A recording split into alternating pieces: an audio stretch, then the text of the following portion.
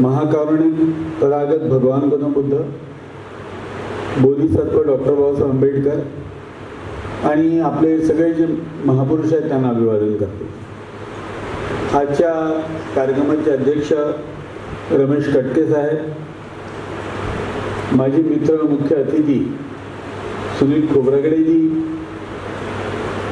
धम्मा Kambleji, गोडसा sir आणि विशेषतः वंदना संघाचे सगळे मित्र. आज इथं इतके माझे मित्र आहेत. आदरणीय गोळगाटे सर आहेत, ॲडव्होकेट गुणरत्न रामटेके साहेब आहेत, श्रीराम बनसोडे साहेब आहेत. इतके माझे मित्र आहेत की मला असं वाटते की बा जर समजा मी आपल्या मित्रांचं अभिनंदनच केलं तरी माझा 15 मिनिटाचा वेळ दिलेला आहे त्यांनी मला, तो पूर्ण होईल. विशेषतः माझे काही व्यावहारिक अडचणी आहेत. सगळे माझे बंधू आणि भगिनी इथं आहेत, पण खोब्रागडे साहेबांना बंधू म्हणण्याची माझी काही व्यावहारिक अडचण आहे, पण त्यांना मी मित्र म्हणतो. माझे मित्र आहेत, ते फार चांगले मित्र आहेत, माझे मार्गदर्शक आहेत, पण काही माझे व्यावहारिक अडचणी आहेत त्या तुम्ही समजून घ्या. बंधू आणि भगिनींनो, मला असं वाटत होतं आज की आज मी घोडेस्वार सरांची फक्त स्तुती करावी आणि तुम्ही मला जरी स्तुती पाठत जरी म्हटलं असतं तरी मला चाललं असतं.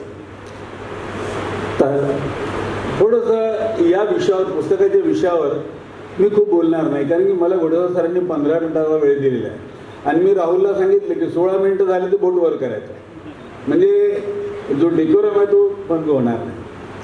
चला तरी आपण थोडंसं या विषयी आपण येतो. सगळ्यांना माहिती आहे की आपल्या देशात कायदा आहे, आपलं कायद्याचं राज्य आहे आणि आपण सगळे आग्रह करतो भारताच्या संविधानाला आपण आपला सर्वोच्च कायदा समजतो. आता हा कायदा म्हणजे काय हो नेमकं? हा कायदा म्हणजे नेमकं काय? कायदे मंडळ, विधिमंडळ म्हणजे नेमकं काय? तर आज त्याच्या खूप खोलात न जाता संसदेने किंवा राज्यांच्या विधिमंडळाने, मग विधानसभा विधान परिषद असेल, यांनी केलेला कायदा म्हणजे कायदा. आणि तुम्हाला सगळ्यांना माहिती आहे की कायद्याची परिभाषा आपण सर्वसामान्यपणे हीच समजतो की संसदेने आणि राज्यांच्या विधिमंडळांनी जे कायदे पारित केले आणि त्याला मग त्या अनुषंगाने राष्ट्रपतींनी किंवा राज्यपालांनी त्याला मंजुरी दिली, तो कायदा. आता त्यामुळे आपला सगळ्यांचा जो समज आहे की कायदा म्हणजे विधिमंडळाने केलेला कायदा, याला अजून एक थोडासा दुसरा एक पैलू आहे. ॲडव्होकेट गुणरत्न रामटेके साहेब यांच्यासोबत आम्ही बराच काळ आहोत, आम्हाला त्यांनी सांगितलं बरं दुसरा एक कायदा असतो, याला आपण संवैधानिक कायदा म्हणू. विधिमंडळाने पारित केलेल्या कायद्याला आपण संवैधानिक कायदा म्हणू. अजून एक कायदा आहे ज्युडिशियल लॉ, न्यायिक कायदा. आता हा न्यायिक कायदा हा जो विषय आहे तो आज आपल्या या पुस्तकाचा विषय आहे. न्यायिक कायदा म्हणजे काय? न्यायिक कायदा म्हणजे न्यायाधीशाने, विशेषतः सुप्रीम कोर्टाने, कधी कधी हायकोर्टाने दिलेला निकाल हा सुद्धा कायदा आहे. म्हणजे आपल्याकडे दोन कायदे आहेत, एक संवैधानिक कायदा आणि दुसरा न्यायिक कायदा. आता हा न्यायिक कायदा आणि संवैधानिक कायदा याचं जर अंतर समजून घ्यायचं असेल तर थोडंसं आपण खोलात जाऊ. आता हा न्यायिक कायदा संवैधानिक कायद्यावर कुरघोडी करतो काय? आपल्या देशाच्या संसदेने किंवा राज्याच्या विधिमंडळाने पारित केलेला कायदा आणि त्याच्यावर सर्वोच्च न्यायालयाने दिलेला आदेश किंवा निवाडा किंवा निकाल हा कुरघोडी करतो काय? ही बाब समजून घेतल्याशिवाय तुम्हाला हे जे सगळे निवाडे सरांनी वाचले हे कळणार नाही. आता उदाहरणार्थ तुम्हाला सोपं करण्याकरता मी तुम्हाला एक उदाहरण देतो. भारताच्या संविधानामध्ये अमेंडमेंट्स, सुधारणा होतात, तुम्हाला कल्पना आहे. आतापर्यंत साधारणपणे 106 सुधारणा झालेल्या आहेत. या सुधारणेमधली 99वी घटना दुरुस्ती फार महत्वाची आहे. 99वी घटना दुरुस्ती जर तुमच्या लक्षात आली तर कॉन्स्टिट्यूशनल लॉ आणि ज्युडिशियल लॉ याच्यामध्ये अंतर तुम्हाला समजेल. आता 99वी घटना दुरुस्ती आपल्या संविधानात कोणती होती? ती होती अशी की आपण त्या सुधारणेनुसार भारतामध्ये आपण NJAC म्हणजे नॅशनल ज्युडिशियल अपॉइंटमेंट कमिशन याला आपण मान्यता दिली होती. की जे काही कोर्ट असतील, जे काही जजेस असतील ते नॅशनल, जसं आता आपले IAS आहेत, IFS आहेत, ICS आहेत, आपला कुठलाही IAS असेल त्याकरता परीक्षा द्यावी लागते. रेल्वेमध्ये कुठला मोठा अधिकारी असेल, फॉरेन सर्व्हिस असेल, परीक्षा द्यावी लागते. आणि त्याला तशाच प्रकारची परीक्षा ही न्यायाधीशांना दिली पाहिजे. आणि त्यामधून जे नियुक्त होतील ते न्यायाधीश कोर्टातले न्यायाधीश होतील, अशा प्रकारची सुधारणा आपल्या संसदेने केली 99व्या घटना दुरुस्तीला. आणि 99व्या घटना दुरुस्तीमध्ये ती घटना दुरुस्ती संसदेने पारित केली. ती केली 2014 मध्ये साधारणपणे ही घटना दुरुस्ती पारित झाली. आणि मग पारित झाल्यानंतर या पारित झालेल्या घटना दुरुस्तीचं कायद्यात रूपांतर करण्याची सुरुवात झाली. राष्ट्रपतींनी मान्यता दिली. आणि एखादी जर कॉन्स्टिट्यूशनल अमेंडमेंट असेल तर ती 2/3 पेक्षा जास्त बहुमताने पारित करावं लागते. आणि त्यानंतर देशातल्या बऱ्याचशा राज्यांच्या विधिमंडळांना त्यांना दुजोरा द्यावा लागतो. आणि जोपर्यंत या 2 प्रक्रिया पारित होत नाही तोपर्यंत संविधानातल्या महत्त्वपूर्ण सुधारणा होत नाही.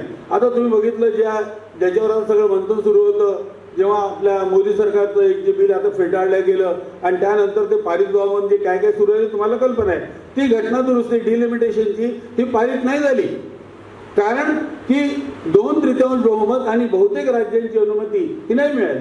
मग आता या ज्युडिशियल म्हणजे आपण जे ज्युडिशियल अपॉइंटमेंट कमिशन करणार होतो आणि आपण जे म्हणणार होतो की बा या देशाचे न्यायाधीश हे परीक्षेच्या माध्यमातून निवडले जावे आणि या देशाच्या न्यायाधीशांच्या निवडीमध्ये सगळ्या समाजातल्या पोरं हे तिथं भाग घ्यावेत आणि जशा प्रकारे आपण IAS नियुक्त करतो तशाच प्रकारे न्यायाधीश नियुक्त केले पाहिजे, हा अमेंडमेंट होती ती 99वी अमेंडमेंट.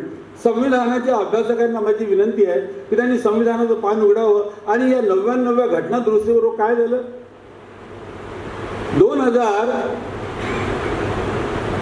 13 एप्रिल 2015 मध्ये हा कायदा झाला, लागू झाला. आणि त्याच्यावर सर्वोच्च न्यायालयाने आक्षेप घेतला. सर्वोच्च न्यायालयाने आक्षेप घेतला आणि त्यानंतर फक्त अवघ्या 4-5 महिन्याच्या काळात 16 ऑक्टोबरला हा जो कायदा आहे तो सुप्रीम कोर्टाने रद्द केला. सुप्रीम कोर्टाने रद्द केला. संसदेने केलेला कायदा आणि 16 राज्याच्या विधिमंडळाने केलेला कायदा आणि ज्याच्यामध्ये न्यायाधीशांची नियुक्ती ही परीक्षेद्वारे व्हावी, त्याच्यामध्ये देशातल्या सगळ्या वर्गातल्या लोकांचा सहभाग व्हावा आणि ते लोक न्यायाधीश म्हणून नियुक्त व्हावे, ही घटना दुरुस्ती रद्द झाली. आम्ही संविधान छापतो आणि आम्ही ते आवर्जून टाकतो जेणेकरून लोकांना माहीत पडलं पाहिजे. पण आता बघा, जर समजा संसदेने आणि 16 राज्याच्या विधिमंडळांनी केलेला कायदा जर सुप्रीम कोर्टाने रद्द केला आणि मग सुप्रीम कोर्टाने कसला आग्रह धरला, कॉलेजियमचा. कॉलेजियम आता जे न्यायाधीश आहेत सर्वोच्च न्यायालय ते कॉलेजियम न्यायाधीश आहेत, म्हणजे न्यायाधीशांनी स्वतःची निवड स्वतः करावी. हायकोर्टात सुप्रीम कोर्टात कोण न्यायाधीश असेल याची निवड कोण करते, स्वतः न्यायाधीश करतात. आता हा जो भाग लक्षात घ्या, म्हणजे तुम्हाला याच्यावर लक्षात येईल किंवा जो आपला संवैधानिक कायदा आहे त्याला एक समांतर न्यायिक कायदा किंवा ज्युडिशियल लॉ. आता याच्यामध्ये होते काय, जर समजा न्यायाधीश स्वतःची नियुक्ती करत असतील आणि तेच जर जजमेंट देत असतील तर तुमच्या संविधानातली कुठलीही जर बाब असेल त्याला उडवून लावण्यात त्यांना किती वेळ लागेल. मी फक्त आर्टिकल 99 वर थांबतो. मी याच्याकरता सांगतो, हा मोठा विस्ताराचा विषय आहे, पण तुमच्या लक्षात आलं असेल की सुप्रीम कोर्ट हे नेहमी आरक्षणाच्या विरोधातले निकाल देते. साधारणपणे 20 वर्ष आधी एक पुस्तक माझ्या वाचनात आलं होतं.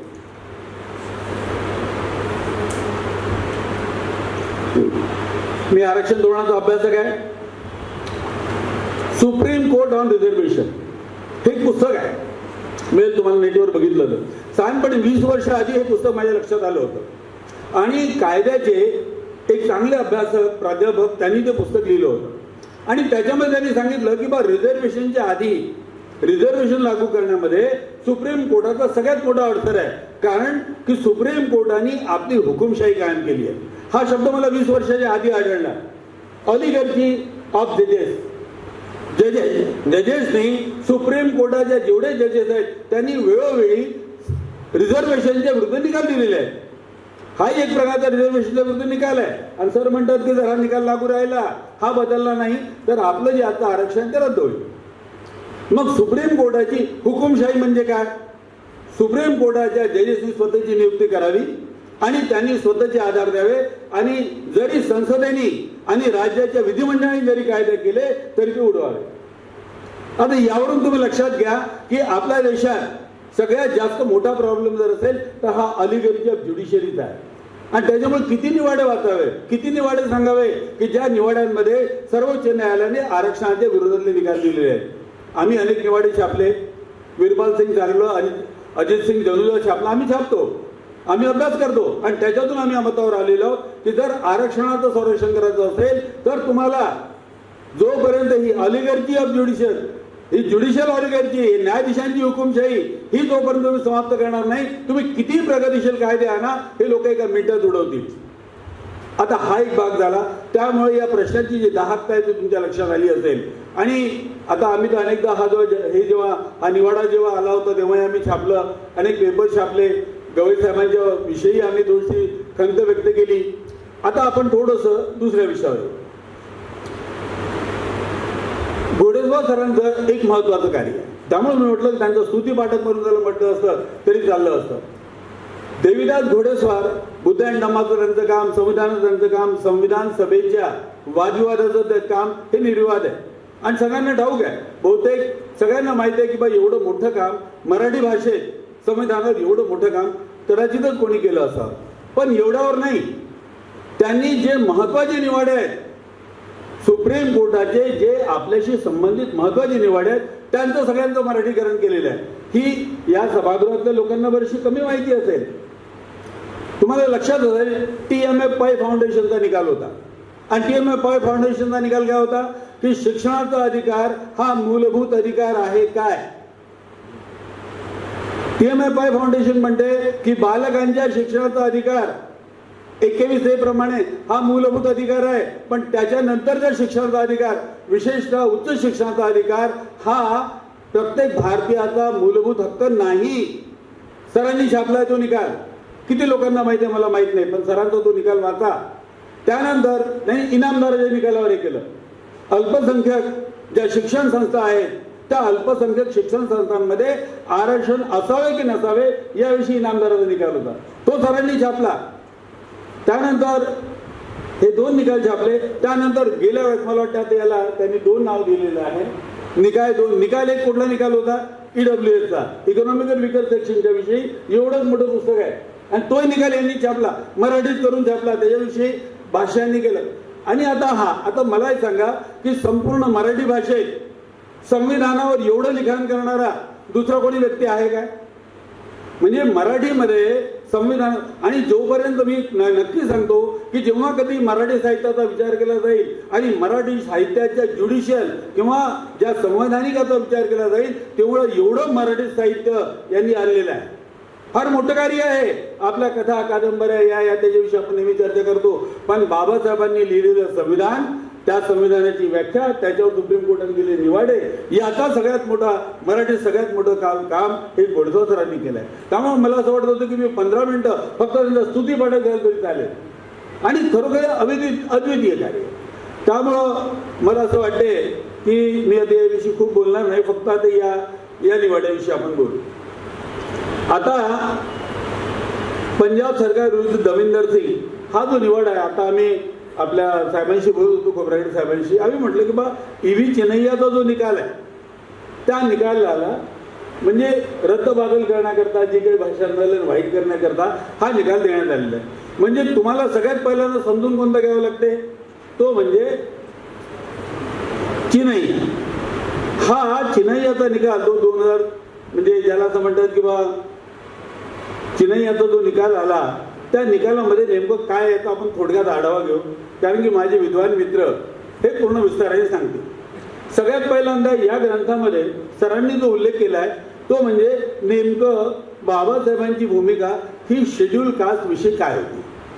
शेड्यूल कास्ट काय आहे, काय आर्टिकल साधारणपणे 314 जो आहे त्याच्यामध्ये संविधानामध्ये या शेड्यूल कास्टचं वर्गीकरण केलं जाऊ शकते काय?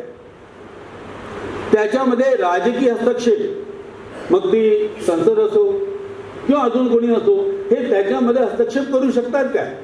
म्हणजे अस्पृश्य शेड्यूल कास्ट जो हा वर्ग ठरवण्यात आला आहे त्याच्यामध्ये हस्तक्षेप केला जाऊ शकतो की नाही, याविषयी बाबासाहेब जे काही बोलले ते या ग्रंथात तुम्हाला आढळेल. ते बघून घ्या किंवा बाबासाहेबांची भूमिका काय होती. दुसरं, संविधानाच्या प्रयोजनार्थ जो एससीचा आपण प्रवर्ग तयार केला, शुल्काचा प्रवर्ग तयार केला, त्याची कायदेशीर किंमत काय, त्याचा कायदा काय, आणि त्याच्यामध्ये त्यांनी महत्वाचे काही निकाल कोट केले आहेत. एक आहे कृष्णा हरियाणाचा निकाल, दुसरा आहे आपला हा चेन्नईचा निकाल, आणि त्यांनी इथून हे सांगण्याचा प्रयत्न केलेला आहे की संविधानाच्या प्रयोजनार्थ एक कायदेशीर तरतूद म्हणून हा प्रवर्ग तयार करण्यात आलेला आहे. याला तुम्ही डिस्टर्ब नाही करू शकत. हा इतिहासाने जे त्या काळातले जे म्हणजे आपल्या वेळी झाले त्याच्यामुळं हा प्रवर्ग निर्माण झालेला आहे, आणि या प्रवर्गाला तुम्ही या प्रवर्गात हस्तक्षेप नाही करू शकत. हे चिन्ह या बोलले, याच्यानंतर निकाल दिले, आणि त्या सगळ्या निकालात आले जे सरांनी आता बोलले आपल्या समोर. त्यांनी सांगितलं की जे निकाल त्यांनी आता आपल्याला सांगितले त्या निकालामध्ये हाच मुद्दा होता, आणि याला सगळ्यात सबस्टिट्यूट करायचं. दुसरं म्हणजे इंदिरा समान्य वगैरे याच्यामध्ये आता महत्वाचा मुद्दा आहे ज्याच्यावर मोठं रणकंदन झालं, ते म्हणजे अनुसूचित जाती हा एक संघ होमोजिनियस समूह आहे की अनुसूचित जाती हा हेट्रोजिनियस विभक्त असलेला समुदाय आहे. या निवाड्याचे बरेचसे मान त्यावर खर्च झालेले आहेत, आणि शेवटी चंद्रचूड साहेब म्हणतात की शेड्यूल कास्ट हा हेट्रोजिनियस ग्रुप आहे, हा होमोजिनियस ग्रुप नाही आहे, आणि हा एकसंघ समूह नसल्यामुळं याचं वर्गीकरण होऊ शकते. आता या विषयावर तुम्ही पुस्तक वाचून त्याचं विश्लेषण केलं तर अधिक बरं. आम्ही आपल्या अत्यंत सोप्या भाषेत बोलायचो किंवा महार, सांबार, बंगी हे चंद्रचूड साहेबांच्या मताप्रमाणे विभक्त आहेत. तर मग जर समजा एखाद्या घरी, एखाद्या सवर्णाच्या घरी महार गेला, दुरून पाणी देण्याची पद्धत आहे, तर त्याला 1 फुटावरून पाणी मिळेल. सांबार गेला त्याला 2 फुटावरून पाणी मिळेल. भंगी गेला त्याला 3 फुटावरून पाणी मिळेल. शेड्यूल कास्टची जी वागणूक सवर्ण लोक देतात ती वेगळी पाहिजे ना, काही विभक्त आहेत. जरी विभक्त आहेत की यांना विभक्त वागणूक मिळते काय? आता अनुसूचित जातींवर जे काही आपल्याला अत्याचार होतात त्यामध्ये तुम्ही बघाल तर संपूर्ण सवर्ण वर्गाचा दृष्टिकोन हा शेड्यूल कास्टप्रती एकच असतो. त्यांच्याकरता मग तो महार असो, मांग असो, सांबार असो, तो एकच असतो. त्याच्याकरता तो फक्त अस्पृश्य असतो. ते वर्गवारी करतात काय? पण चंद्रचूड साहेबांनी ती वर्गवारी केली आहे. हे एकसंघ नाही आहे. आम्ही अत्यंत सोप्या भाषेत मांडण्याचा प्रयत्न करतो की बा चंद्रचूड साहेबांचा निकाल मुळातच चुकीचा आहे, आणि त्याच्याकरता आम्ही सरांना विनंती केली होती की बा हा निकाल वाचण्याच्या आधी आणि शेड्यूल कास्ट विषयी जे आज वर्गीकरण सुरू आहे, जे काही सुरू आहे, याकरता तुम्ही 2 पुस्तकांचा अभ्यास केला पाहिजे. सगळ्यात पहिल्यांदा विठ्ठलरामजी शिंदे, गुरुवारी विठ्ठलरामजी शिंदे यांचा भारतीय अस्पृश्यतेचा प्रश्न, ज्यांनी भारतीय अस्पृश्यतेचा प्रश्न वाचला नाही त्याला शेड्यूल कास्ट म्हणजे काय, हा वर्ग कसा शेड्यूल मध्ये आला आणि शेड्यूल मध्ये त्यावेळेस आपण अस्पृश्य होतो, हा अस्पृश्य वर्ग म्हणजे काय याची माहिती होत नाही. दुसरं पुस्तक आहे बाबासाहेब अनटचेबल, म्हणजे अस्पृश्य म्हणजे कोण, ते अस्पृश्य काय झाले, या 2 ग्रंथांचा अभ्यास केल्याशिवाय तुम्ही कुठलाही जर तुमचा हे असेल भारतीय अस्पृश्यतेचा प्रश्न जे अनटचेबल याचा जर तुम्हाला अभ्यास नसेल तर ही जी आज आपली चळवळ आहे ही चळवळ पुढे जात नाही. त्यामुळे मी विनंती करेन की ह्या 2 ग्रंथांचा आपण अभ्यास करावा, आणि मग त्या ग्रंथांच्या प्रकाशात, या निवडाच्या प्रकाशात मग आपल्याला वर्गीकरणाचं आंदोलन, उपवर्गीकरणाचं आंदोलन, शेड्यूल कास्टची पुढची आंदोलन ही ठरवता येतील. मला सरांनी एवढा वेळ दिला, तुम्ही सगळ्यांनी शांतपणे मला ऐकून घेतलं, मी आपला आभारी आहे. जय हिंद.